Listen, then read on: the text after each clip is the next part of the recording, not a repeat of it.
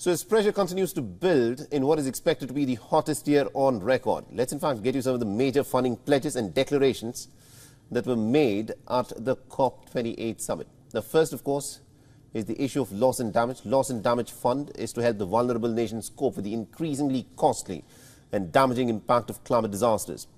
On day one of the agreement came pledges of nearly $100 million each from the United Arab Emirates and Germany, $109 million from France and $15 million from Britain, $25 million from Denmark, and about $17.5 million from the wealthiest nation in the world, the United States. However, the total falls vastly short of the $100 billion a year funding that developing nations, which have historically been the least responsible for greenhouse gas emissions, have said is needed to cover the losses from natural disasters which are a direct result of global warming.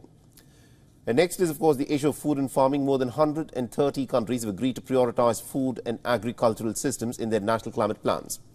Now, the non-binding declaration was welcomed by the observers. Food systems that are estimated to be responsible for roughly a third of human-made greenhouse gases have been put in the spotlight.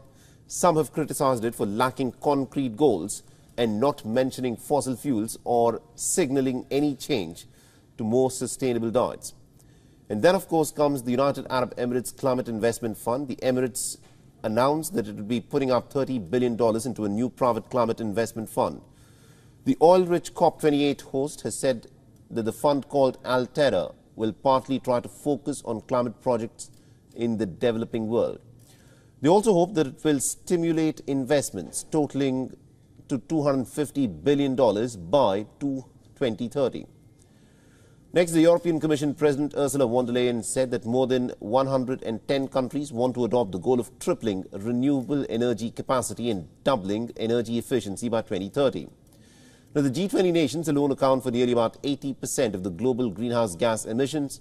However, not all countries will have to make the same efforts to slash emissions. Of the 57 nations analyzed by the think tank Ember, more than half were already on track to meeting or exceeding their 2030 targets. Now, von der Leyen in fact called the left-out countries to also embrace this goal and to work towards the target. The European Union has peaked already. We have reduced emissions and we are on track to overshoot our target for 2030. And we just adopted a law to drastically reduce methane emissions. Second, on targets. This COP can make history. Last spring, the European Union launched a call to triple renewables and to double energy efficiency by 2030. WION is now available in your country. Download the app now and get all the news on the move.